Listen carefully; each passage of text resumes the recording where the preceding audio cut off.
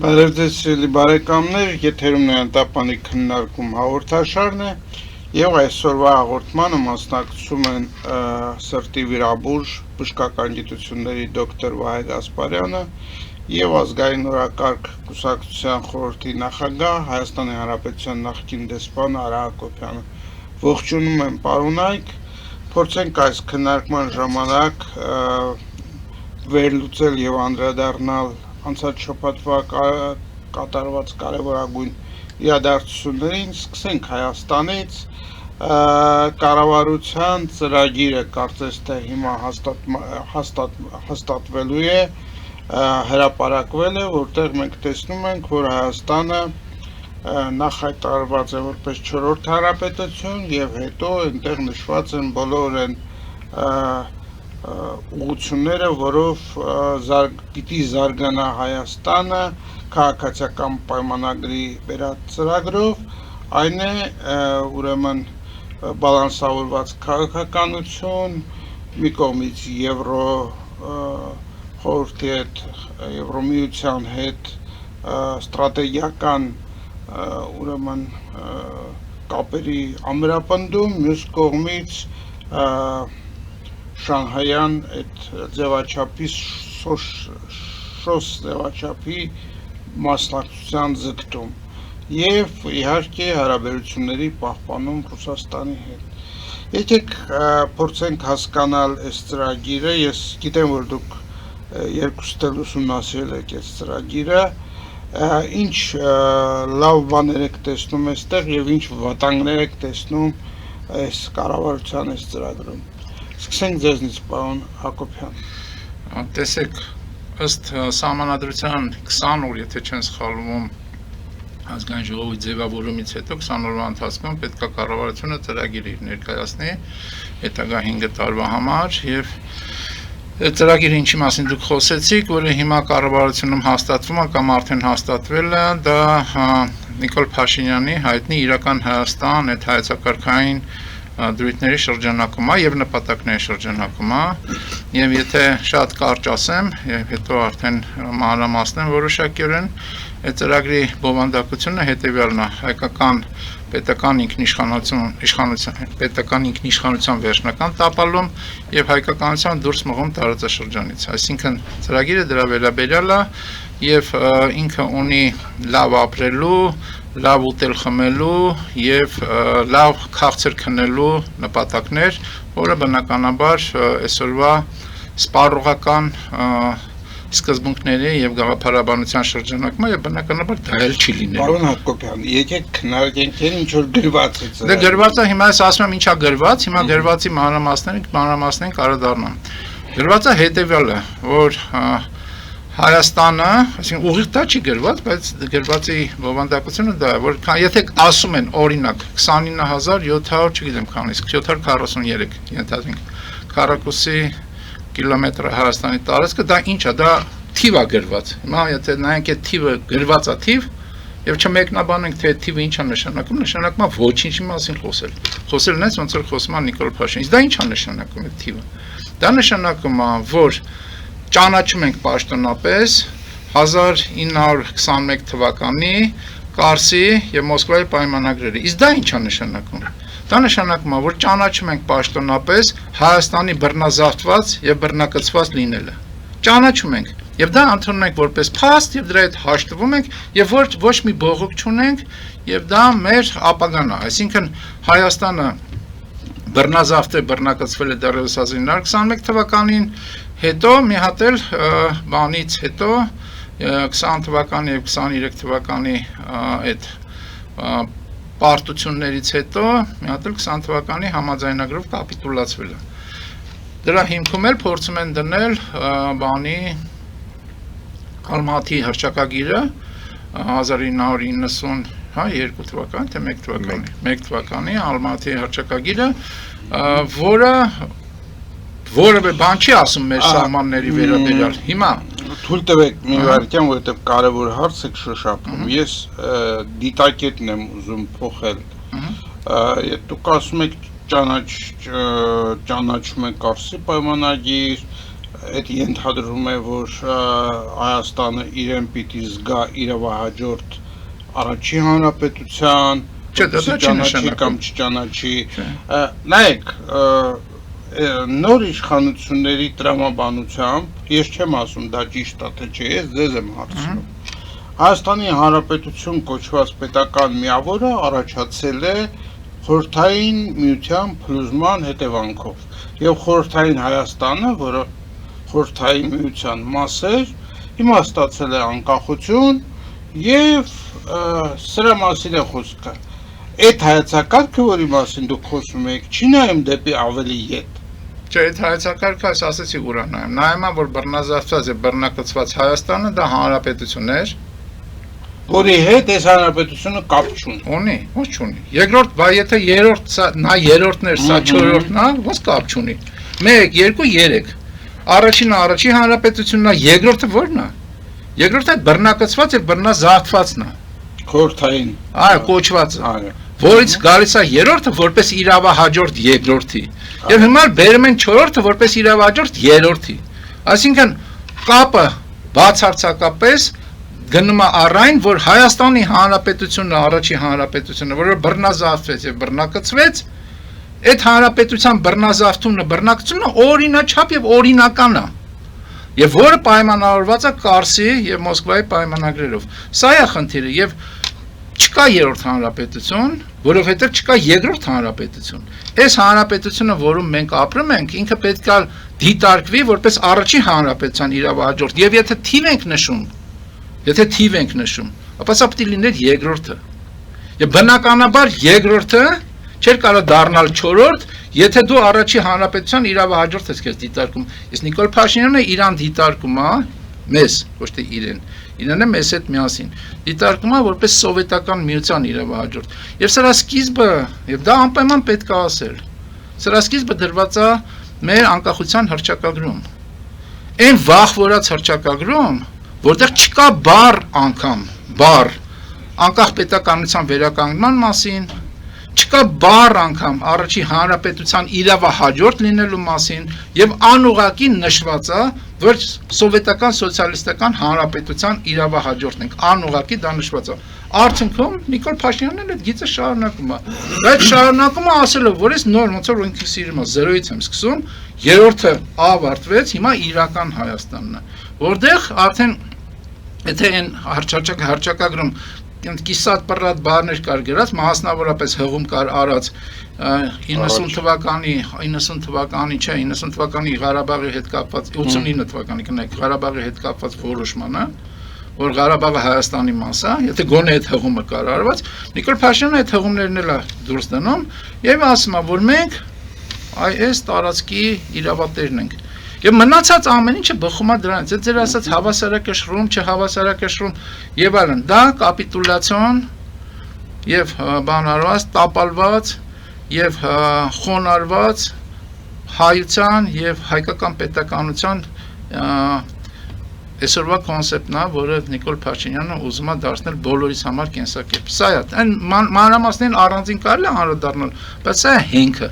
Շատ լավ, լսենք Վահե Գասպարյանին։ Նախ ասեմ, որ մեր սխալը կայանում է նրանում, որ մեզանից յուրաքանչյուրը իրեն իրավունք է վերապահում խոսել այնպես, ինչպես նա է ցանկանում, կարծելով, որ ինչ որ ասվում է, դա ճշմարտություն է։ Քաղաքականությունից հեռու կամ նույնիսկ քաղաքականությամբ զբաղվող մարդիկ շատ անգամ կարծում են, որ նրանք ազատ են իրենց հռչակումների, իրենց հայտարարությունների մեջ, մինչդեռ գոյություն ունի միջազգային իրավունք հասկացողությունը։ Եվ միջազգային իրավունքը ասում է, որ դու կարող ես իրավահաջորդ լինել միջազգային իրավունքի սուբյեկտի։ Միջազգային իրավունքի սուբյեկտ կարող է հանդիսանալ անկախ պետությունը, որը ճանաչված է միջազգային հանրության կողմից։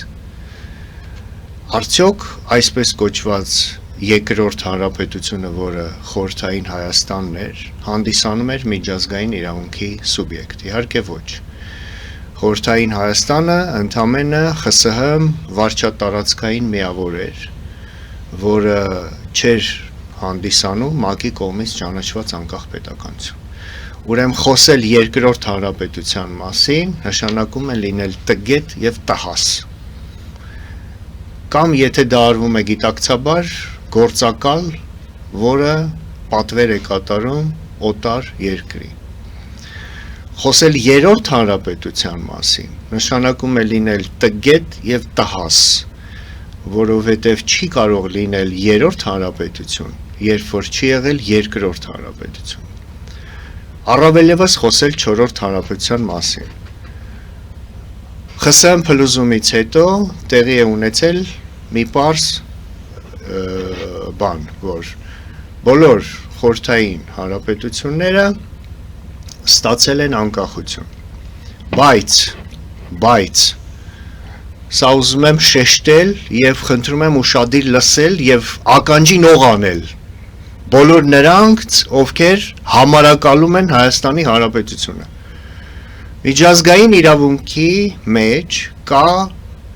երկու սկզբունք։ Առաջինը՝ uti possidetis iuris, ստացիր այն, ինչ ունես de facto։ Եվ դա վերաբերվում է այն երկրներին, որոնք գաղութացումից առաջ չէին ունեցել անկախ պետականություն, որը ճանաչված է եղել միջազգային հանրության կողմից։ Եվ այո, ապա գաղութացումից հետո ունեցած իրենց տարածքը, de facto տարածքը de jure ճանաչվում է իր սահմաններով որպես պետական սահման։ Դա վերաբերում է Ղազախստանին, Ղրղստանին, Թաջիկստանին, Ադրբեջանին, Վրաստանին, Ուկրաինային, նույնիսկ Բալթյան երկրներին, որտեղ այդ բոլոր երկրները ԽՍՀՄ-ին բռնակցվելուց առաջ չեն ունեցել անկախ պետականություն, որը ճանաչված է եղել միջազգային հանրության կողմից։ Երկրորդ սկզբունքը կոչվում է ex iniuria non ius oritur, այսինքն անօրինականությունը չի ծնում իրավունք։ Այսինքն այն իրականությունը, որը ձևավորվել է անօրինական գործողությունների հետևանքով, չի տալիս քեզ իրավունք դա հռչակել, այսինքն չի տալիս քեզ իրավունք այդ արդյունքը լեգիտիմացնել։ Ինչ է սա նշանակում։ Սա նշանակում է, որ եթե դու որևէ տարածքին տիրացել ես ագրեսիայի, անեքսիայի, օկուպացիայի հետևանքով, դա չի նշանակում, որ դա օրինական է եւ պիտի ճանաչվի միջազգային հանրության կողմից։ Եվ Հայաստանի պարագայում գործում է այս սկզբունքը։ Հայաստանը ԽՍՀՄ փլուզումից հետո եւ այդ դեպքում այն երկրները, ովքեր բռնակցումից առաջ հանդիսացել են անկախ պետականություն ճանաչված միջազգային հանրության կողմից, պիտի խոսեն անկախության վերականգնման մասին եւ դեօկուպացված տարածքների դեօկուպացիայի մասին։ Այսինքն Հայաստանը պիտի ասի, որ ես եղել եմ անկախ պետականություն, Հայաստանի Հանրապետություն, միակ, առաջին եւ միակ, երկրորդը, երրորդը չի եղել, չորրորդը չի կարող լինել, հինգերորդը չի, Հայաստանի Հանրապետություն է եղել, որը ճանաչված է եղել միջազգային հանրության կողմից, ազգերի լիգայի կողմից, Միացյալ Նահանգների կողմից, ունի իրավարար վճիռ, որով հաստատված է Հայաստանի Հանրապետության սահմանները։ Եվ ԽՍՀՄ փլուզումից հետո Հայաստանը պարտավոր էր հռչակագրով խոսել Հայաստանի անկախ պետականության վերականգնման մասին եւ օկուպացված տարածքների ազատագրման մասին։ Վրաստանը եւ Ադրբեջանը 91 թվականին ընդունեցին անկախության հռչակագրեր, որում հայտարարեցին, որ նրանք վերականգնում են իրենց անկախությունը, որը ունեցել են ԽՍՀՄ բռնակցվելուց առաջ եւ բնորոշեցին իրավաքաղաքական գնահատական տվեցին խորհրդային տարիներին, որակելով դա օկուպացիոն տարիներ։ Ադրբեջանը նույնիսկ ընդունեց սահմանադրական ակտ о восстановлении государственности Ադրբեջանը, ասելով, որ մենք ունեցել ենք անկախ պետականություն, բռնակցվել ենք, հիմա դեօկուպացվել ենք։ Ինչու դա չարվեց Հայաստանի պարագայում։ Շատ պարզ։ Վրաստանի եւ Ադրբեջանի նման հայտարարությունները վտանգ չէին հանդիսանում ոչ Ռուսաստանի, ոչ Թուրքիայի համար, ի տարբերություն Հայաստանի, որը եթե խոսեր Մոսկվայի պայմանագրի անօրինականության եւ առաջի հանրապետության իրավահաջորդության մասին, վտանգում էր ամբողջ այն ստատուս քվոն, որը ռուսները եւ բոլշևիկները ստեղծել էին 21 թվականին։ Եվ առաջանում էին տարածքների եւ սահմանների վերանայման։ Հենց այդ պատճառով KGB-ի գործակալ Լևոն Տեր-Պետրոսյանը, իսկ դա փաստագրված է, 91 թվականին Ազատամարտ թերթում հրապարակվեց տեղեկանքը, որը տրված էր Լևոն Տեր-Պետրոսյանին առայն, որ նա հանդիսանում է 1975 թե 77 թվականից ի վեր ԽՍՀՄ ՊԱԿ-ի պահեստազորի սպա, լեյտենանտ կամ ավագ լեյտենանտ։ Եվ Լևոն Տեր-Պետրոսյանի ձեռամբ գրվեց այն անկախության հռչակագիրը, որում բառ անգամ չկա ոչ Մոսկվայի պայմանագրի, ոչ առաջի հանրապետության իրավահաջորդության մասին, ոչ հայկական հարցի, ոչ առավել եւս Վիլսոնյան իրավարար վճռի եւ այլն։ Սա մեկ։ Երկրորդ, ինչ տեղի ունեցավ 20 թվականից հետո։ 20 թվականից հետո ռուսները եւ թուրքերը պայմանավորվեցին վերականգնել Մոսկվայի ստատուս քվոն, Մոսկվայի պայմանագրի ստատուս քվոն, որը մասամբ խախտվեց Արցախյան առաջի պատերազմի փայլուն հաղթանակի հետևանքով Արցախի ազատագրմամբ, ինչը եւ արվեց Շոյգուի բնորոշմամբ փայլուն օպերացիայի արդյունքում։ Արցախը կրկին վերադարձվեց թուրքերին, ադրբեջանցիներին ու թուրքերին, նա նույն բանն է, ռուսների եւ թուրքերի ձեռամբ հայ դավաճանների օգնությամբ եւ պայմանավորվածությունը հետեւյալն էր, որ Արցախը մենք օգնում ենք, որ դուք վերատիրանաք Արցախին, փոխարենը մենք տեղակայում ենք, ռուսներն են ասում, մեր խաղաղապահ ուժերը Արցախում ունենում ենք մեր երկրորդ սապոգը տարածաշրջանում, առաջինը Գյումրիում է, երկրորդը Ստեփանակերտում եւ վերահսկում ենք Զանգեզուրի միջանցքը համաձայն նոյեմբերի 9-ի փաստաթղթի 9-րդ կետի։ Այդ պայմանավորվածությունը ռուս-թուրքական գործեց մինչև 2023 թվական, երբ որ թուրքերը եւ ադրբեջանցիները օգտվելով Ռուսաստանի թուլանալուց, ուկրաինական պատերազմի հետևանքով չեղարկեցին փաստորեն այդ պայմանագիրը, էթնիկ զտում եղավ, Արցախի ռուս խաղաղապահները փառապանց վռնդվեցին Արցախից, նրանք պիտի մնային այնտեղ նոյեմբերի 9-ի փաստաթղթով մինչև 25 թվականը։ 23 թվականին Ալիևը նրանց ստեսություն ասել։ Եվ սկսվեց ճնշում բանեցվել Նիկոլ Փաշինյանի վրա, որ նա արտաքին քաղաքականությունը առավելապես ռուսականից թեքի դեպի Թուրքիա եւ երրորդ հանրապետությունը այսպես կոչված դառնա, այսպես կոչված չորրորդ հանրապետություն, այսինքն գուբերնիան դառնա վիլայետ։ Սա է այն ամենի էությունը, որը հիմա տեղի է ունենում, բայց պայմանագրերը գործում են մեծը նժդեհը, ինչպես ասել է, այնքան ժամանակ, քանի դեռ կան նրանց ծնունդի համար հարմար պայմանները, նրանց ծնունդի պատճառ դարձած պայմանները, այսինքն այս խաղը, որ մենք հիմա տեսնում ենք, շատ շուտով կավարտվի, ես սա կոչում եմ ռուս-թուրքական կրկես, թատրոն կամ պրիոմ զդաչա, ընդունում հանձնում, այս խաղը շատ շուտով կավարտվի, որովհետև շատ շուտով աշխարհաքաղաքական իրավիճակը կտրունք փոխվի եւ մեր շուրջը եւ հյուսիսում եւ հարավում եւ արևմուտքում նկատի ունեմ Ռուսաստան, Իրան, Թուրքիա, որի հետևանքով կստեղծվեն արմատապես այլ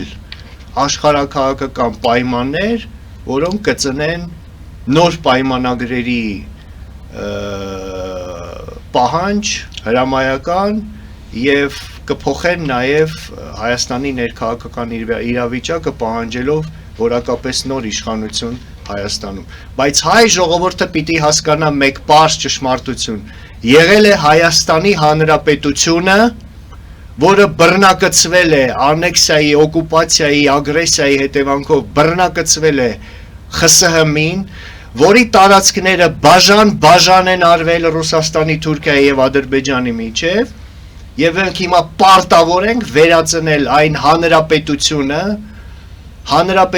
առաջին եւ միակը, որը ունեցել ենք եւ որը բռնակցվել է, բռնազավթվել է, տարածքները եւ պահանջենք աշխարհից համաձայն միջազգային իրավունքի ազատագրել հայկական այն տարածքները, որոնց մանդատը միջազգային իրավունքով տրվել է հայ ժողովրդին համաձայն Վիլսոնյան իրավարար վճռի։ Ովքեր որ այս իրականությունից դուրս են խոսում, ինչ որ բաներ են բացատրում, իրական, չգիտեմ, պատմական եւ այլն, կամ քաղաքականապես տգետ են, տհաս են եւ այս ամենին չեն տիրապետում, կամ դավաճան են, գործակալ են եւ սպասարկում են օտարի շահերը։ Սրան մնում է ավելացնել, որ անկախությունից հետո, խորհրդային միությունից հետո Հայաստանի եւ ոչ մի պաշտոնյա, ոչ մի տեղ, ոչ մի անգամ այս ամբողջը ոչ հիշատակել է, ոչ հենվել է սրանց վրա եւ երբեք դա չի ասվել, որովհետեւ կներեք, որ ընդհատում եմ, այո, ես որովհետեւ սա շատ կարեւոր է, սա այստեղ է թաղված շանգլուխը։ 2017 թվականին, երբ որ ես Թիֆլիսում էի եւ զբոսնում էի Ռուստավելու պողոտայով, ես անցա մի շենքի կողքով, որի մուտքի մոտ գրված էր Մուզեյ Ակուպացիի Գրուզի, Սովետսկայի Ակուպացիի։ Մարդիկ ճանաչել են այդ փաստը, որ նրանք ունեցել են անկախություն, թեկուզ եւ վրացիների եւ Ադրբեջանի օրինակում ոչ ճանաչված միջազգային հարության կողմից, բայց հռչակել են հանրապետություն, որը բռնակցվել է։ Մենք դա չենք արվել։ Մենք մտցրել ենք նույնիսկ հատուկ տերմին սովետիզացիա, խորհրդայնացում, ինչ խորհրդայնացում, ինչ սովետիզացիա։ Կարծես մենք հոժարակամ ենք մտել ԽՍՀՄ կազմ։ Կարծես չի եղել 20 թվականի ռուս-թուրքական համատեղ ագրեսիան, երբ որ թուրքերը մտան արևմուտքից, Ալեքսանդրապոլից, բոլշևիկները Իջևանից։ Կարծես չի եղել փետրվարյան ապստամբությունը, երբ որ մենք վռնդեցինք բոլշևիկներին եւ բանտից դուրս եկան Սարտարապատի հերոսները եւ մեր քաղաքական էլիտան, որոնց մեծ մասը կացնահարվել էր բոլշևիկների ժամանակ։ Հասկանում եք, կարծես դա չի եղել։ Ես լավ հիշում եմ անկախության հռչակագրի այդ դեբատները, քննարկումները եւ ազգային ժողովում առաջի գումարման, այն ժամանակ դա կոչվում էր Գերագույն խորհուրդ 1990 թվականին, պատգամավորները պահանջում էին եզրույթ մտցնել դատապարտելով Մոսկվայի պայմանագիրը։ Լևոն Տեր-Պետրոսյանը ափերից դուրս գալով փրփուռ բերանին ասեց, ոչ, դա չի կարելի անել, դուք ուզում եք պատերազմ Թուրքիայի հետ եւ ամեն ինչ արեց, որ դրա մասին չգրվի։ Լևոն Տեր-Պետրոսյանը ընդդիմանում էր Արևմտյան Հայաստան եզրույթին, ես այդ դեբատը լավ հիշում եմ, ասում էր գրենք ցեղասպանություն Օսմանյան կայսրությունում։ Այնուամենայնիվ հաջողվեց այդ Արևմտյան Հայաստան բարերը մտցնել եւ լղոզված բան գրեցին, որ Հայաստանը հռչակում է անկախություն շարունակելով առաջին հանրապետության ավանդույթները, լղոզված ձևակերպում էր, խոսվում էր ինչ որ ավանդույթների մասին, երբ որ պիտի խոսվեր դեօկուպացիայի եւ իրավահաջորդության մասին եւ հենց դրա համար ԽՍՀՄ տարիներին ՊԱԿ-ի գործակալին հանձնարարեցին գրել անկախության հռչակագիր, որպեսզի այդ հռչակագիրը գրվի Կրեմլի սրտով եւ չհակասի ռուս-թուրքական պայմանագրին եւ ստատուս կվոյին, ինչը եւ արվեց։ Եվ արդյունքում ծնվեց երրորդ այսպես կոչված հանրապետությունը, քրեա օլիգարխիկ բարքերով, որը այնուամենայնիվ վիճարկում էր Արցախը, ինչը որ չորրորդ հանրապետությունը արդեն չպետք է անի։ Սա է միակ տարբերությունը երրորդի այսպես կոչված եւ Ես ուզում ձեր չորրորդի հարցին միջև։ պատասխանել, դուք հարց տվեցիք։ Ուրեմն Հայաստանի Հանրապետությունը պաշտոնական, իսկ որպես պետություն չի բարձրացրել որևէ ացանում այն հարցերը եւ այն խնդիրները, ինչի մասին մենք խոսեցինք նոր։ Իսկ այն չի բարձրացրել բռնազավթում, բռնազավթված լինելու, բռնակցված լինելու, չի բարձրացրել, որովհետեւ այդ բարձրացումը, հարցի բարձրացումը, ինչպես եւ էլի խոսեցինք, չկա անգամ անկախության հռչակագիր կոչված փաստաթղթում։ Եվ երբ որ իմ գործընկերը խոսում է Լևոն Տեր-Պետրոսյանի մասին, ես իր հետ համաձայնվելով ուզում եմ ավելացում անեմ, դա Լևոն Տեր-Պետրոսյանը չէր միայն։ Այդ Ղարաբաղյան կոմիտե կոչվածը, երբ որ այդ բանը ընդունվում էր, այդ փաստաթուղթը ընդունվում էր, Լևոն Տեր-Պետրոսյանը ազգային ժողովի նախագահն էր, եւ չմոռանանք, Վազգեն Մանուկյանն էլ վարչապետն էր լայն լիազորություններով։ Եվ դա կառավարությունով էլ անցել, հետո էլ ազգային ժողով, գերագույն խորհուրդ, այնպես որ Լևոն Տեր-Պետրոսյանին ոնց էր ասում են Նիկոլ Փաշինյան, դա մենակ Նիկոլ Փաշինյանը չի։ Դա համակարգային խնդիր է, եւ համակարգն է, այս ամեն ինչը արել, այն համակարգը, որը սպասարկել է այն ժամանակվանից սկսած օտարի շահերը։ Երբ որ Վրաստանի եւ Ադրբեջանի օրինակները բերում ենք, այսպես ասած ամենայն հարգանքով, չմոռանանք, որ հայկական անկախության շարժումը սկսել էր ոչ անկախական կարգախոսներով, Լենին պարտիա Գորբաչով, եւ նա անկախական չէր ընդհանրապես։ Դա սովետական միության մեջ, սովետական միության կառավարման ներքո ինչ-որ առանձին խնդրի լուծման շարժում էր, որը, այո, իսկ Վրաստանում եւ Ադրբեջանում շարժումների արդյունքում իշխանության եկան անկախական կառավարիչներ, դեմս Գամսախուրդիա եւ Էլչիբեի Ադրբեջանում, Գամսախուրդիան Վրաստանում, այնպես որ սկիզբը դրվել է ամենա բանից, այդ առաջնային պահից եւ Հայաստանի Հանրապետություն, առաջի հանրապետություն, որպես այդպեսին ոնց որ չի եղել։ Եվ այդ հանրապետության ճանաչումը ոնց որ չի եղել։ Եվ այստեղ մի բան եմ ուզում ավելացնել։ Ես ասում եմ, որ ապօրինի բոլոր իմաստներով ապօրինի եւ միջազգային իրավունքի տեսակետից եւ մարդկության արժեվ արած հանցագործությունների տեսակետից ցեղասպանության որպես հետևանք ապօրինի Մոսկվա եւ Կարսի պայմանագրերի այսօր վերահաստատումը ինչպես է կատարվում։ Անընդհատ խոսում են նրա մասին, չէ, թեզը անընդհատ շրջանառում է, ճանաչված սահմաններ։ Ուրեմն ձեզ ասեմ, Հայաստանի ճանաչված սահմանները դա առաջին հանրապետության սահմաններն են, որոնք ճանաչվել են, ճանաչվել են Ազգերի լիգայի կողմից, Ազգերի լիգայի կողմից ընդունված հայտարարության կողմից, ճանաչվել է իրավարար վճռով Վիլսոնի, բայց Հայաստան-Ադրբեջան, եթե դա ենթադրենք, դնում ենք մի կողմ, գնում ենք նոր այսպես ասած միջազգային իրավունքին։ Հայաստան-Ադրբեջան այսօրվա այդ սահմանագծումն ու սահմանազատումը դա արկա սահմանների, որը ոչ մի կերպ ոչ մի Ալմատի բանում այդ հռչակագրում արտահայտված չի։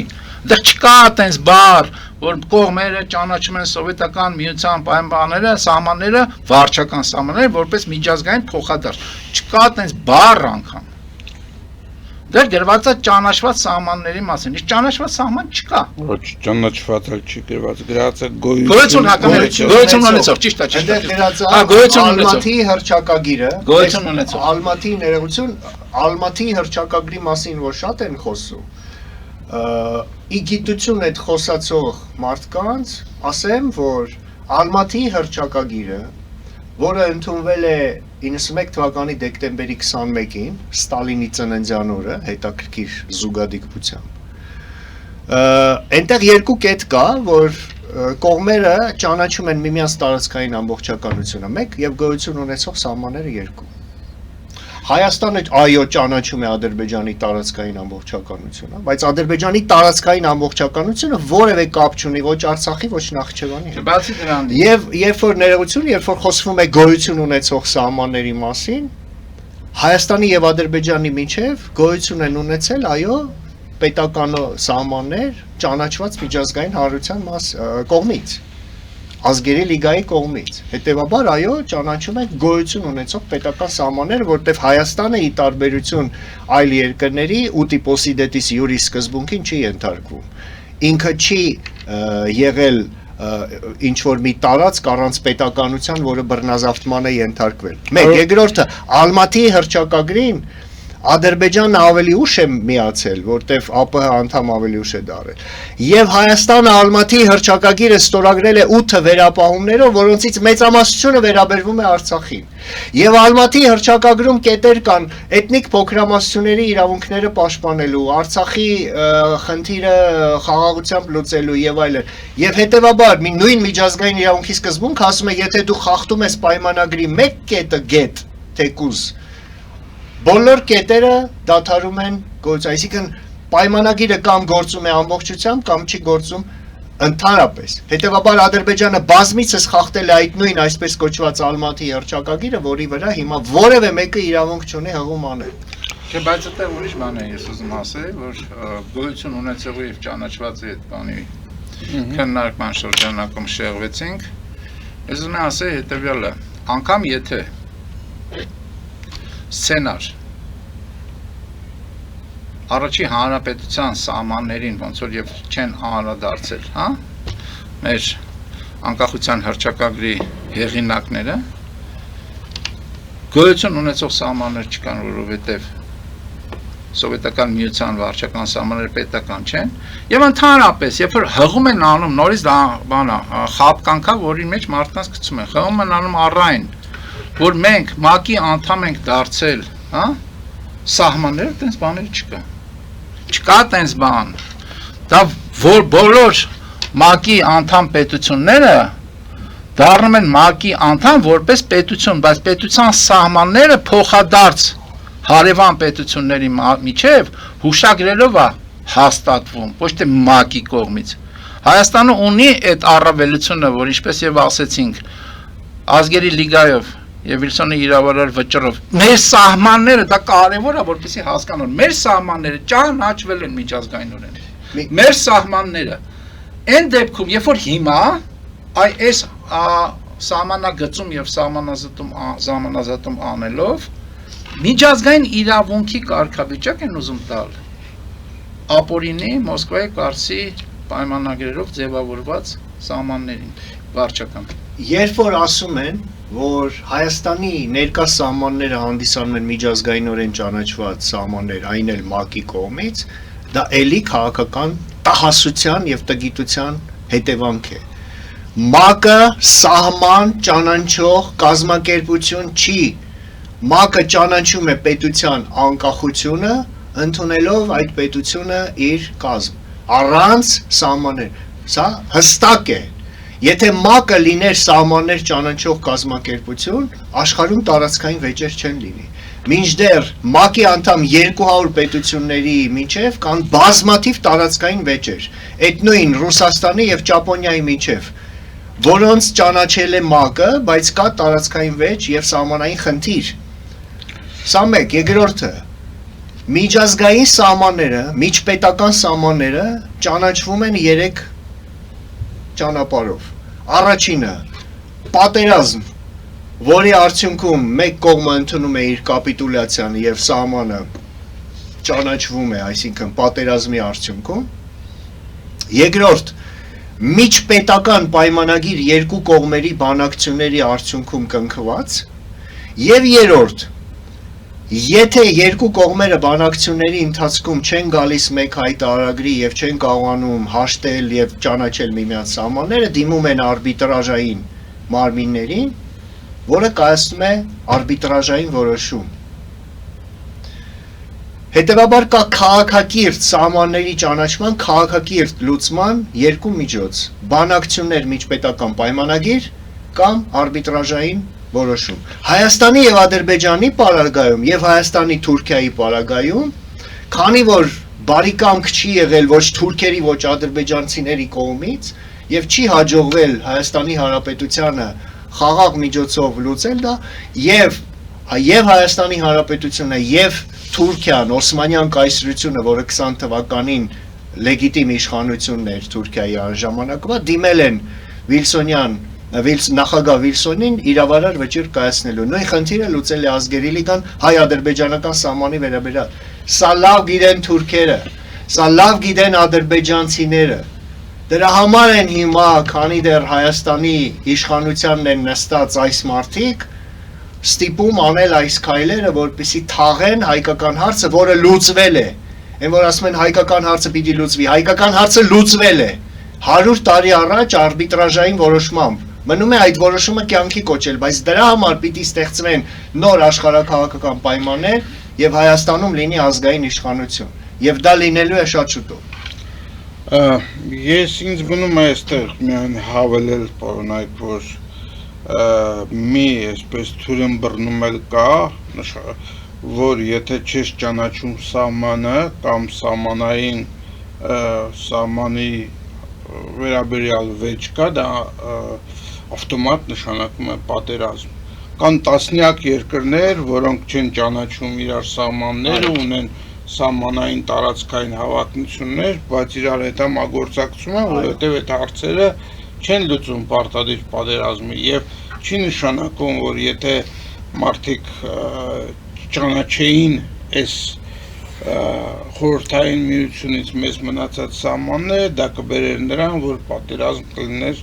Թուրքիայի կամ որևէ այլ երկրի հետ, չնայած այն դեպքում, երբ տվյալ երկրի ամբողջ կոնցեպցիան քոչի գոյությունն է, դա է հենց դա է, ինչ որ վերջում ասեցիք ձեր խոսքի, հենց ամբողջ խնդիրը դա է, որպեսզի վերջնականապես լուծեն հայկական պահանջատիրության եւ փակեն հայկական հարցը, որպես այդպեսին լուծեն պահանջատիրության հարցը, փակեն հայկական հարցը, անհրաժեշտ է, որ հայկական պետականություն հայկական բովանդակության գոյություն չունենա եւ հայությունը որպես այդպեսին տարածաշրջանից դուրս մղվի։ Եվ սա է, որ թուրք-ադրբեջանական եւ ռուսական եւ այլոք իրենց հետ թշնամական մեր համար պետությունները ունեն որպես նպատակ։ Եվ այդ նպատակը շատ հետևողական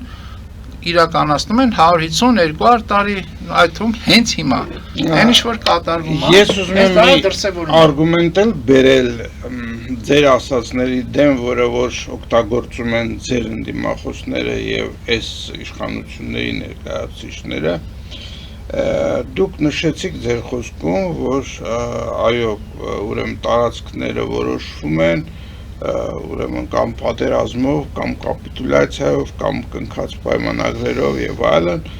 եւ նրանք նշում են, որ առաջին հանրապետությունում ցավոք մենք ունենք նման դեպքեր, երբ օրինակ Բաթումում կամ ասենք Ալեքսանդրապոլում թուրքերի հետ կնքվել են կապիտուլյացիան պայմանագրեր եւ խոսույթը հետեւյալն է, եթե մենք ընդունում ենք առաջին հանրապետության իրավահաջորդությունը եւ այլն, մեզ մնում է այնտեղ մենք խոսում ենք 10,000 քառակուսի կիլոմետրի մասին, քանի որ առաջին հանրապետության ղեկավարները պատերազմի եւ այլ բերումներով եկել են հանրապետության տարածքը, համաձայնվել են սրան։ Այստեղ պետք է գտնել համապատասխան Ալեքսանդրապոլի պայմանագիրը, որը այո, ճիշտ է, շատ են պատճառ բերում եւ որպես արգումենտ ներկայացում, Ալեքսանդրապոլի պայմանագիրը Մոսկվայի պայմանագրի պես անօրինական է։ Ինչու՞։ Ալեքսանդրապոլի պայմանագիրը կնքվել է Հայաստանի եւ Թուրքիայի միջեւ 1920 թվականի դեկտեմբերի 2-ի լույս 3-ի գիշերը։ Եվ այդ ժամանակ թուրքական զորքը արդեն գրավել էր Կարսը եւ մտել էր Հայաստանի Հանրապետության տարածք։ Այսինքն տեղի էր ունեցել ագրեսիա։ Չէ, իրականում Կարսն էր Արևելյան Հայաստանում, Կարսը ավելի շուտ էր գրավել։ Կարսը հոկտեմբերի 30-ին ընկավ, ուզում եմ ասեմ, արդեն Կարսը մերը չէր եւ Հայաստան թուրքերը մոտեցել էին Ալեքսանդրապոլին։ Այսինքն տեղի էր ունեցել ագրեսիա։ Եվ սա առաջի պատճառն է, որ Ալեքսանդրապոլի պայմանագիրը անօրինական է, որտեղ կնքվել է ագրեսիայի պայմաններում, ուժի կիրառմամբ եւ պարտադրմամբ։ Երկրորդ պատճառը ուրեմն դեկտեմբերի 2-ի լույս 3-ի գիշերը Հայաստանի կառավարություն արդեն գոյություն չուներ, որովհետև արդեն կար Դրոլեգրան պայմանագիրը եւ Հայաստանի կառավարությունը իշխանությունը հանձնել էր բոլշևիկներին։ Այսինքն նրանք արդեն լիազորված չէին դնել այդ ստորագրությունը։ Հասկանում եք, եւ երրորդը, ամենակարևորը, իրավարար վճիռը, սա էլ եմ ուզում որ բոլորը օղանեն իրենց ականջին։ Միջազգային իրավունքի տեսանկյունից բարձրագույն փաստաթուղթ է։ Մնացած բոլոր պայմանագրերը, միջպետական, ներպետական փաստաթղթերը ստորադաս են։ Առավել ևս անօրինական Մոսկվայի եւ Ալեքսանդրապոլի իրավարար վճիռը պարտադիր է կիրառման, վաղեմության ժամկետ չունի, բողոքարկման ենթակա չի։ Վերջ։ Եվ այդ իսկ պատճառով նույն Ամերիկայի Միացյալ Նահանգները 1927 թվականին հրաժարվեցին ճանաչել Թուրքիայի արևելյան սահմանները փոքր Լոզանի պայմանագրով եւ սենատի դեբատների ժամանակ սենատորները ասում էին մենք իրավունք չունենք դա ճանաչել, որտեղ մեր իսկ նախագահը ճանաչել է հայ-թուրքական սահմանը ընդունելով իրավարար վճիռ, դնելով իր ստորագրությունը եւ ԱՄՆ-ի մեծ կնիքը Great Seal of the United States of America։ Եվ իրավարար վճիռը ստացել է նույնիսկ ԱՄՆ-ի օրենքի ուժ։ Law of land։ Որը չեն կիրառում հիմա եւ ամերիկացիները մենք չենք դիմում այդ կիրառման համար։ Ամերիկացիները երբ որ ստեղծվեն նոր պայմաններ աշխարհակաղակական, այդ փաստաթուղթը դարակից կհանեն կդնեն սեղանին ու Թուրքիային կասեն քաշվի այս սահմանից են կողմ։ Շատ սիրուն եւ այդ պահը մոտենում է։ Իսրայելի պետությունը կառավարությունը միաձայն ճանաչելով հայոց ցեղասպանությունը դա առաջին ազդանշանն է առայն, որ մոտենում է այդ պահը, երբ որ հայկական հարցը օրակարգային հարց է դառնալու եւ բերվելու է ասպարեզ առանց մեր ու ձեր կարծիքը հարցնելու եւ համաձայնության, որովհետեւ հայկական հարցը քրդական, կիպրական եւ հունական հարցերի հետ մեկտեղ Թուրքիայի դեմ գործիքակազմի կարևոր մասն է լինելու Թուրքիային մասնատելու, զսպելու համար։ Այնինչ մենք հիմա տեսնում ենք թուրք-իսրայելական պատերազմը, որը արդեն կարծես սկսելու միտում ունի, թուրքական օդանավերը արդեն բազմիցս խախտել են հունական օդային տարածքը եւ այլն, եւ Իսրայելը արդեն բաց տեքստով խոսում է, որ մեր հաջորդ թշնամին լինելու է հենց Թուրքիան, որտեղ Իրանը այլևս շատ շուտով լինելու է ոչ միայն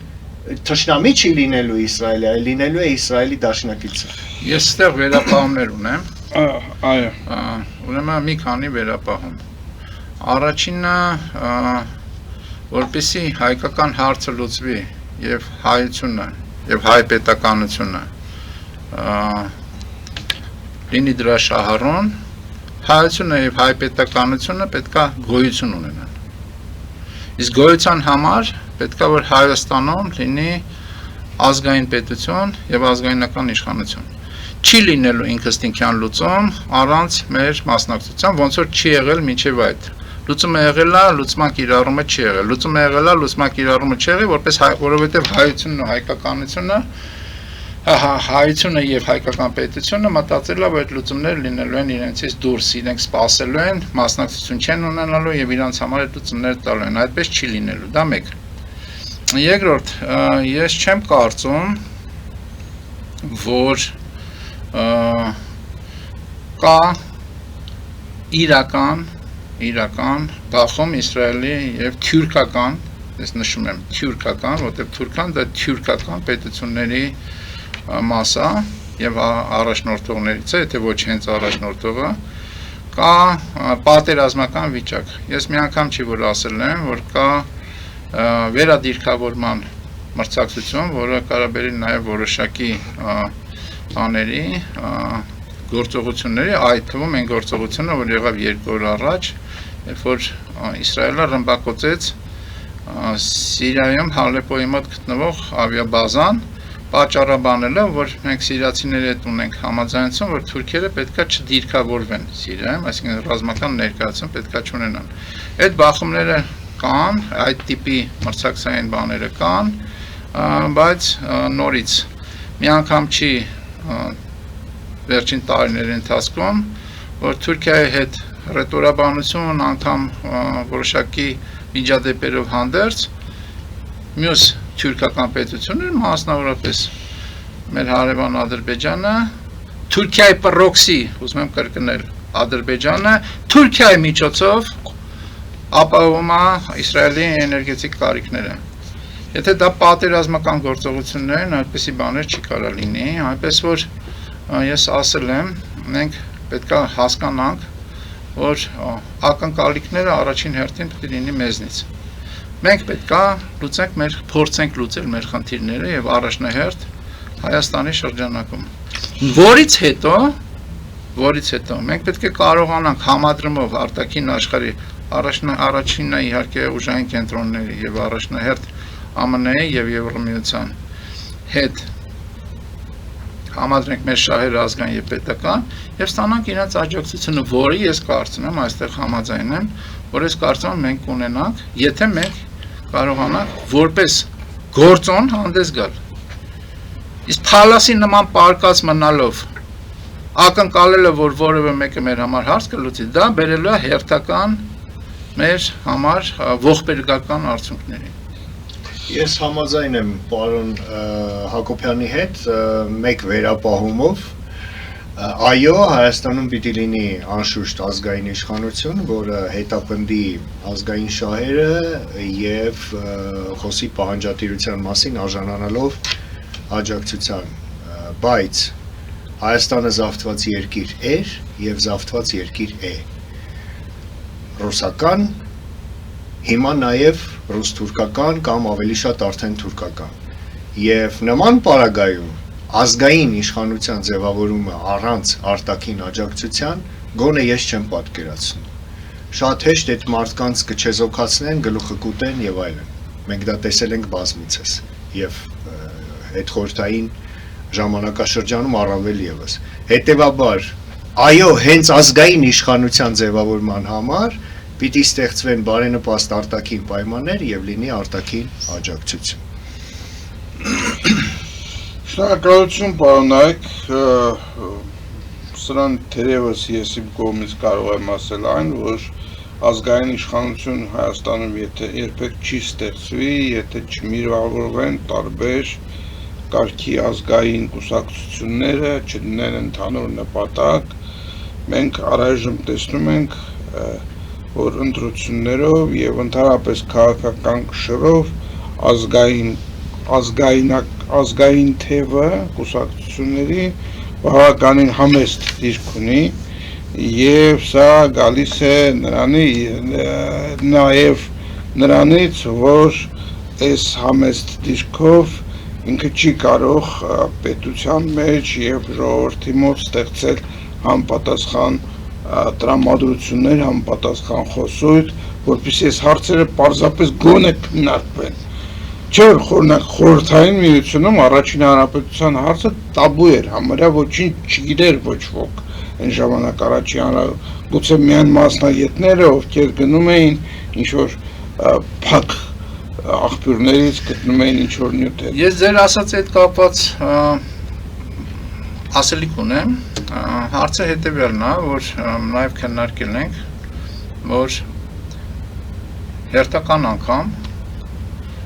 փորձ ենք անելու միաբանման, բայց միաբանումը չպետք է լինի անձի շուրջ, միաբանումը չի կարող լինի ինչ-որ կազմակերպության շուրջ, միաբանումը կարող լինի սկզբունքների եւ նպատակների շուրջ, եւ մենք այդ քննարկումը ունեցել ենք եւ նախատեսում ենք, ես ասում եմ, որ նախատեսում ենք, չասեցիք արեցինք, հա, նախատեսում ենք փաստաթուղթ ձևակերպել կարճ, հա, թիրախային, որտեղ կլինեն արտահայտված հիմնական նպատակներն ու սկզբունքները եւ արտահայտված կլինեն կարմիր գծերը։ Անպայման արտահայտված կլինեն կարմիր գծերը եւ այդ սկզբունքների շուրջը հնարավոր միայն միաբանումը։ Ավարտեմ ես խոսքս։ Այդ միաբանման փորձերը բազմաթիվ եղել են, բայց ես մի անգամ չի որ ասել եմ, միաբանումը հնարավոր չի, ինչպես եւ պարոն Գասպարյանն ասեց, օտարի իշխանության ներքո գտնվող երկրում եւ իրավիճակում, եթե դու հաշվի չես առնում, որ կա լավ կազմակերպված տասնյակ տարիների, եթե չասեմ հարյուրավոր տարիներ, գործակալական ցանց։ Եվ գալիս է գործակալը նստում է սեղանի շուրջը քո հետ, ինքը հանդես գալը որպես ազգայնական եւ ամենապատեհ պահին այդ սեղանի շուրջ պայթացնում է այդ իրավիճակը։ Դրա համար այս անգամ մեր արտվյալ դեպքում արդեն ազգային օրակարգ կուսակցության քաղաքական որպես ուժ պահանջը հետեւյալն է, որ ստուգում պետք է լինի արդեն դռնից ներս մտնելիս, ոչ թե սեղանի շուրջը, կեղծ գործակալ ազգայնական գործիչները պետք է չլինեն այդ համաձայնության մեջ, որպեսզի դա արդյունավետ լինի։ Եվ վերջին բանը, որ ուզում եմ անպայման ասել, նորից շարունակելով պարոն Գասպարյանի միտքը, ասելով հետևյալը, որ Հայաստանում չի կարող իշխանափոխություն լինի նույն պատճառով, որտեղ օտարի վերահսկողության եւ իշխանության տակ է գործում այսօրվա Հայաստանը եւ նրա բոլոր ինստիտուցիոնալ մարմինները, եթե դա չլինի ազգային ազատագրական պայքարի շրջանակում։ Ազգային ազատագրական պայքարն է, որ հնարավորություն է տալուց ազատագրել Հայաստանը եւ այո ստանալ դրսի մեր դաշնակիցների աջակցություն։ Ապելացնեմ շատ ներողություն, շատ կարճ պարոն Հակոբյանի նախաձեռնությունը ողջունում եմ, կամ ավելի ճիշտ ազգային օրակարգ կուսակցության նախաձեռնությունը ողջունում եմ։ Այո, վաղուց առաջացել էր նման պահանջ, ունենալ մանիֆեստի պես մի հայտարարություն, մի փաստաթուղթ, որտեղ ամրագրված են այն գծերը, կարմիր գծերը, այն սկզբունքները, այն գաղափարները, որոնց շուրջ պիտի համախմբվեն իրական ազգային ուժերն ու գործիչները, իրական։ Կան այո Հայաստանում ցավոք սրտի եւ դա բնական է զավթված երկրի համար ներդրված կեղծ ազգային, այսպես կոչված ուժեր եւ գործիչներ, որոնց մասին շատ լավ ժողովուրդը արդեն գիտի, ով է եւ այլն, ես իհարկե հիմա անուններ չեմ տա, բայց կբերեմ նույն Լևոն Տեր-Պետրոսյանի օրինակը, որը որ խոսում էր միացման մասին Հայաստանի եւ Արցախի, բայց կյանքը ցույց տվեց, որ նա այդ գաղափարի կրողը չէ։ Եվ հետեւաբար Լևոն Տեր-Պետրոսյանի օրինակով հիմա պիտի բացառվեն այն մարդիկ, ովքեր պատրաստ են ստորագրել այդ փաստաթղթի տակ, բայց մենք գիտենք, որ նրանք այդ գաղափարները կրողը չեն։ Արտաքին պայմանները փոխվելու մասին այսօր ցավոք սրտի ժամանակ չեղավ խոսելու Ռուսաստանի, Իրանի հետ կապված։ Ես այսօր իմ YouTube-յան ալիքի եթերում մանրամասն դրա մասին խոսելու եմ։ Ես ձեզ վստահեցնում եմ ամենայն պատասխանատվությամբ, որ եւ Ռուսաստանում, եւ Իրանում նախափլուզումային վիճակ է, նախահեղափոխական վիճակ է եւ տնտեսական առումով, եւ քաղաքական, եւ ռազմական, եւ այլն։ Եվ մենք շատ շուտով տեսնելու ենք դա, որը որ կրկնում եմ, ստեղծելու է հայանպաստ, գերնպաստավոր պայմաններ Հայաստանում արդեն իրական համակարգային փոփոխությունների համար։ Շնորհակալություն պարոնակ, ես պարզապես դիտարկում եմ ուզում անել, որից հետո դուրս եմ գալու գովազդային ընդմիջման, մենք կհասցնենք այսօր քննարկել որոշ բաներ ձեր ասած հարցերից։ Իմ դիտարկումը հետևյալն է, որ դուք խոսում եք հիմա ազգային ուժերի ներքին մեխանիզմներից։ Ես խոսում եմ նրա մասին, որ ազգային ուժերը առնվազն մի ամուր ընդդիմադիր ֆրակցիա պետք է ունեն այն խորհրդարանում, որպեսզի նրանց ձայնը, նրանց կոչերը, նրանց մոտեցումները եւս հասանելի դառնար ժողովրդին, որպեսզի հնարավոր լիներ, որ ազգայնական մտածող մարդիկ եւս կարողանային մասնակցեին մեր երկրի կառավարման գործին։ Խոսքը սրա մասին էր։ Սիրելի բարեկամներ, հիմա դուրս կգանք կարճատև գովազդային դադարի, որից հետո կշարունակենք մեր հանդիպումը, մնացեք մեզ հետ։ Ես մտածում եմ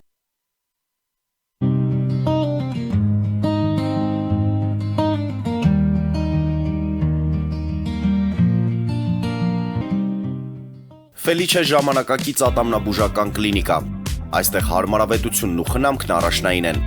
Այստեղ կիրառվում են ատամնաբուժական ամենաժամանակակից տեխնոլոգիաներ, ճշգրիտ ախտորոշում, արդյունավետ բուժում, նուրբ փորձառություն եւ անհատական մոտեցում։ Սկսած սովորական մանրուքներից մինչև առաջադեմ ընթացակարգեր, այստեղ դուք գտնվում եք բարձր որակավորում ունեցող եւ փորձառու ատամնաբուժական մասնագետների ձեռքերում։ Մեր բարեկամական եւ հյուրընկալ անձնակազմն այստեղ է յուրաքանչյուր այցը հաճելի դարձնելու համար։ Ֆելիչե, Ձեր առողջ եւ ամենաերջանիկ շփիտը սկսվում է այստեղից։ Եկեք եւ բացահայտեք նորարարության փորձագիտության եւ կարեկցանքի կատարյալ համադրությունը։ Երևան Post-ը Գրանադայի ուզում տեղեկացնում է։ Դրամական փոխանցումներ 1%-ով։ Օդանավով 1 պաունդը 2.99։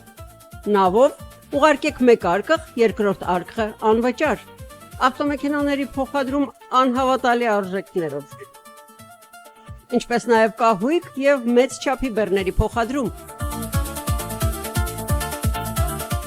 Jackpot հագուստի խանութը երկրորդ մասնաճյուղն է բացել Գլենդելի սրտում, որտեղ կարող եք ձեռք բերել եվրոպական եւ ամերիկյան ընտիր հագուստեղեն, կոշկեղեն, աքսեսուարներ, պայուսակներ ամենահարմար արժեքներով։ Նաև կարող եք ցանկացած ապրանք պատվիրել եւ ձեռք բերել կարճ ժամանակում։ Jackpot-ի Գլենդելի հասցեն է 1135 North Pacific Avenue, հեռախոս 818 813 2252։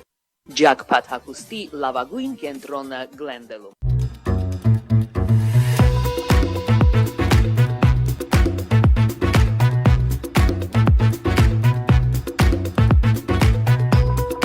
Արարատ ռեստորան, ընտանեկան եւ ընկերական ժամանցի լավագույն հասցե, սիրված արտիստներ, հյուրընկալ մթնոլորտ, հարուստ ճաշացան, անմահական խորտիկներ։ Արարատ ռեստորան, հասցեն անփոփոխ, սիրով սպասում ենք ձեզ։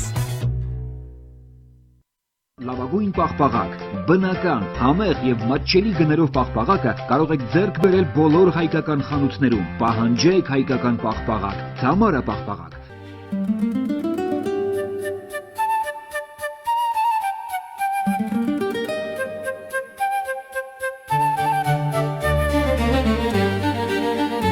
Նոյան տապան տպարան,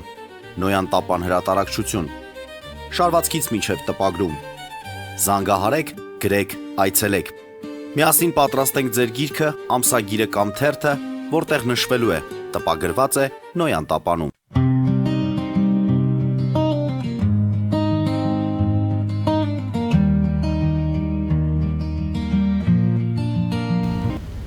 Մենք շարունակում ենք մեր հաղորդումը Վահե Գասպարյանի եւ Արա Հակոբյանի հետ։ Նախորդ կասեմ պարոնակ, որ մեզ մնացել է 15 րոպե եւ փորձենք մեր նախատեսած հարցերից գոնե մեկը քննարկել այս 15 րոպեների ընթացքում։ Իրան-ԱՄՆ պատերազմում խաղաղության հասնելու հույսերը այս этаպում եւս դերև եղան։ Պարոն Հակոբյան։ Տեսեք, Իրան, ԱՄՆ եւ Իսրայել, անպայման Իսրայելը պետք է նշել, որովհետեւ Իսրայելը լիարժեք մասնակից է, եթե չասեմ, այս պատերազմի սադրիչ։ Այնուամենայնիվ, Իրան, Իսրայել, ԱՄՆ եւ Թրամփի հայտարարությունը 3 առայն, որ փաստորեն 60 օրյա այդ նախնական համաձայնությունը, որ պետք է այդ ընթացքում արդեն գային ավելի արմատական ընդհանրությունների Իրանն ու ԱՄՆ-ն եւ Իսրայելը այդ 60 օր անցավ եւ շարունակություն չի ունենում եւ երեք Թրամփը ասաց հետեւյալը, որ բան արած ամենա հնարավոր զորեղ ակցիաներ են անելու Իրանի դեմ, հիմնականում դա սանկցիաներ են լինելու տնտեսական եւ պատերազմը փաստորեն շարունակվում է եւ Իրանից քարի վրա չի մնալու։ Թրամփը պարբերաբար տենց մաչո պոպուլիստական հայտարարություններ անում, բայց այս պարագայում ես կարծում եմ, որ նպատակային հասկանալի է դարձել վերջապես անգամ Թրամփին, որ պարսիկների, իրանցիների նպատակը ձգձգելն է հնարավորինս եւ շարունակել պատերազմը մինչեւ նոյեմբերյան միջանկյալ ընտրությունները ԱՄՆ-ն, որտեղ Թրամփը ենթադրվում է, որ ունենալու է պարտություն։ Եվ այդ համատեքստում արդեն նպատակային կարծում եմ կամ հուսով եմ, եթե կուզեք, մոտեցումը փոխվել է ամերիկացիների, այսինքն նրանք էլ պատրաստ չեն գործող ռեժիմի ներկայացուցիչների հետ բանակցել, այլ ենթադրաբար գնալու են ռեժիմի փոփոխության կամ համենայն դեպս նպաստելու են, որ ներքին ընդվզումով ռեժիմի փոփոխություն լինի եւ դրան աջակցելու են։ Առնվազն տպավորությունը դա է։ Ինչ վերաբերում է տարածաշրջանի մյուս զարգացումներին, մի երկու բառով ասացինք Իսրայել-Թուրքիա այդ լարման ավելացման մասով, բայց այնուամենայնիվ եթե հնարավորություն է լինում վերջապես Իրանի հետ գալ ընդհանրության, դա ռեժիմի փոփոխություն կլինի կամ ռեժիմի նոր դեմքերի մասնակցությամբ, որոնք այս կրոնապետական այդ բանի, այսպես ասած, խորը ազդեցության ներքո չեն լինի, հնարավորություն է բացվում ստեղծել, բազմաթիվ անգամ դրա մասին խոսել ենք, եվրոպական առանցքը, Հնդկաստանից, Իրան, Հայաստան, Այո, մենք խոսել ենք դրա մասին, պարոն Հակոբյան, բայց դա կլինի միայն այն դեպքում, եթե իրադարձությունները զարգանան ինչ-որ կոնկրետ սցենարով, այս պահի դրությամբ պատերազմը դեռ շարունակվում է եւ դա մնում է մեզ համար զուտ երազանք։ Չէ, երազանք չի, որովհետեւ պատերազմը շարունակվելով, այսինքն պատերազմը շարունակվում է եւ դա մեր համար կարող երազանք լինի մենակ այն դեպքում, եթե ենթադրենք, որ ԱՄՆ-ն այդ պատերազմը պարտվում է։ Այդ դեպքում դա կլինի երազանք։ Դե եթե Թրամփին փոխեցին կամ Թրամփի փոփոխությունը, դե տեսեք, դա շատ կարևոր բան կա։ Թրամփին զսպել է պետք, որտեղ Թրամփի նման մեկը հայտարարություն է անում, որ ես Հարավային Կորեային այն աջակցությունը այլևս թույլ չեմ տալու ունենալ ԱՄՆ-ի մոսին այդում ռազմական, հա, որովհետև Հյուսիսային Կորեայի տղեն կարող է դրանից դժգոհ լինի, այն էլ իմ ընկերն է։ Թրամփի նմանը խոսում է ենթանք Պուտինի մասին ռուս-ուկրաինական պատերազմը եւ աջակցել է առ այս պահը բազմաթիվ անգամ Պուտինի ռեժիմի պահպանմանը, բայց դա Թրամփը չի մենակ, հենց ամբողջ հարցը դրանում է։ Թրամփին պետքա զսպա շապիկի տակ պահել, բայց պետքա ամբողջական լիազորությունները օգտագործեն աջ հանրապետականները եւ սա է մեխը աջ հանրապետականները ԱՄՆ-ի, այսինքն պահպանողականությունն է, որ ԱՄՆ-ը այսօր իշխանության մեջ է եւ ոչ միայն լիբերալ դեմոկրատների, ձախ լիբերալների հետ է պայքարում, այլ պայքարում է հենց Թրամփյան MAGA խմբի հետ եւ այ հույսը գոնե մեր քաղաքական ուժին նա է, որ աջ հանրապետականները ի վերջո լիարժեք իշխանություն են ունենալու եւ այդ պարագայում բացարձակ երազանք չի, այդ իմ ասած հենց եվրոպական առանցքը։ Պարոն Գասպարյան, ինչ եք կարծում, եթե միջանկյալ ընտրությունների ժամանակ զսպաշապիկի, ինչպես ասում է պարոն Հակոբյանը, հագցրեցին Տրամփին, արդյոք դրանից հետո հանրապետականները որևէ շանս ունեն, ասենք, հաղթել հետագա ընտրություններում, թե դա կնշանակի, որ նրանց ամբողջ այդ հանրապետականի ճանապարհը ավարտվում է Տրամփի ժամկետով եւ դրանից հետո լինելու է մի ժամանակաշրջան, որտեղ վերականգնվելու է, ասենք թե դեմոկրատների այդ գլոբալիստական մոտեցումները։ Ես կարծում եմ, որ հանրապետականի MAGA-ի թևը արդեն կրում է պարտությունը պարտության հետևից, Վենսի թևը, հա, այդ Վիտկով, Կուշներ եւ այլն, եւ դա մենք տեսանք ռուս-ուկրաինական պատերազմի օրինակով, երբ որ նրանց միջամտությունը բավարար չեղավ խաղաղություն զինադադար կնքելու նույն Իրանի հարցում եւ այլն, եւ հիմա գերակշռում է այո, այդ զսպաշապիկը, որը իրենցից ներկայացնում են հանրապետականի ռեյգանական թևը։ Ես կարծում եմ, որ այո, ավելի հավանական է, որ նոյեմբերի 3-ին հանրապետականները կկորցնեն կոնգրեսը, եւ դա լավ է, որովհետեւ կլինի ավելի բալանսավորված քաղաքականություն, deep state-ի ղեկավարությամբ, բայց ես ուզում եի մի բանի մասին խոսել, Իրանի վերաբերյալ, Winston Churchill-ը ասել է, Ամերիկայի Միացյալ Նահանգները միշտ կայացնում է ճիշտ որոշում, բոլոր սխալ որոշումները փորձելուց հետո։ Եվ հիմա Իրանի դեպքում մենք դա ենք տեսնում, նրանք համառորեն փետրվարի 28-ից, երբ սկսեցին հարվածել Իրանին, փորձում էին մի քիչ հարվածելով լեզու գտնել ռեժիմի հետ, տեսան, որ դա չի ստացվում եւ հիմա գնում են ռեժիմի փոփոխմանը եւ ֆինանսների նախարար Սկոտ Բեսենթը բառացի ասեց we are choking the regime, մենք խեղդում ենք ռեժիմը տնտեսապես, նպաստավոր պայմաններ ստեղծելու, որպեսզի ժողովուրդը նորից ընդվզի այն ժողովուրդը, որը զզվել է այս ռեժիմից եւ մենք դա տեսանք հունվար ամսին եւ միայն այն փաստը եթերից առաջ տեսա, որ երեկվա Թագաժարանք Ռեզայի դիմումը Instagram-ում ստացել է 96 միլիոն դիտում, դրա մասին է խոսում։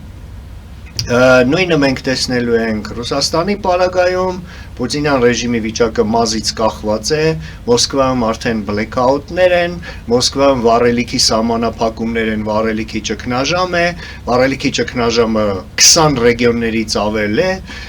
բյուջեի դեֆիցիտը մոտենում է 10 տրիլիոն ռուբլու, բանկերը սնանկացման եզրին են կանգնած, ոչնչացված են 10 խոշոր պահեստներից վայելբերեսի 7-ը նավթամշակման գործարաններ են ոչնչացվում, իսկ բալիստիկ հրթիռների հարվածները էլ ավելի կսրեն այդ իրավիճակը եւ շատ ռուս վերլուծաբաններ արդեն խոսում են նրա մասին, որ սեպտեմբեր-հոկտեմբեր ամիսներին մենք կարող ենք տեսնել Ռուսաստանում փլուզումային զարգացումներ։ Էնպես որ աշխարհը արագ փոխվում է, այս անգամ Փառք Աստծո փոփոխությունները հայանպաստ են, կոտրվում է ռուս-թուրքական անիցիալ ստատուս քվոն եւ դաշինքը, Իրանում այնպիսի փոփոխություններ են տեղի ունենալու շուտով, որոնք հնարավոր կդարձնեն Արևմուտքի համար կապվել Հնդկաստանի եւ Կենտրոնական Ասիայի երկրների հետ ոչ թե թրիպով, միջին միջանցքով, այլ հենց այդ հնդեվրոպական առանցքով, բայց այո, դրա համար Հայաստանում պիտի լինեն փոփոխություններ, բայց դրանց համար պիտի լինեն արտաքին պայմաններ եւ աջակցություն։ Ավելացնելու որևէ բան ունեք։ Ավելացումը հետեւյալն է, որ ամեն նոր աշխարհակարգի ձևավորման ընթացքում հայությունը տուժել է։ Հայությունը կորուստներ է ունեցել։ Ամեն նոր աշխարհակարգի ձևավորման պարագայում այս նոր աշխարհակարգը, որը Յալտա-Պոցդամի քանդումներ, այսինքն սովետական միության կազմաքանդումով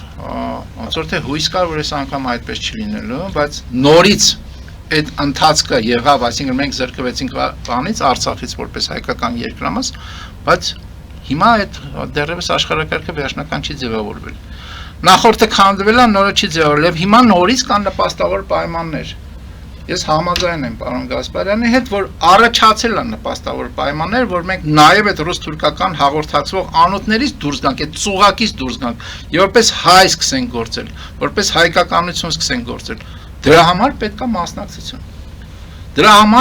մասնակցություն։ Դրա համար բոլոր նրանք, ովքեր այս հարցերով անհանգիստ են, շահագրգիռ են եւ շահառու են, պետք է կարողանալ գոնե մի քիչ իրենց հարմարվետության գոտուց դուրս գալ։ Եվ մենք դրա համար, մենք այս ազգայնական ուժերը, մենք դրա համար կփորձենք պայմաններ ստեղծել արդեն Հայաստանում եւ հայկական հողի վրա։ Շնորհակալություն պարոն Այկ, այսօրվա մեր թեժ զրույցի համար, սիրելի բարեկամներ, հիշեցնեմ, որ մենք զրուցում էինք Ազգային օրակարգ կուսակցության խորհրդի նախագահ Հայաստանի Հանրապետության նախկին դեսպան Արա Հակոբյանի եւ բժիշկ, սրտի վիրաբույժ, բժշկական գիտությունների դոկտոր Վահե Գասպարյանի հետ։ Մաղթում ենք ձեզ ամենայն բարիք եւ մինչեւ նոր հանդիպում։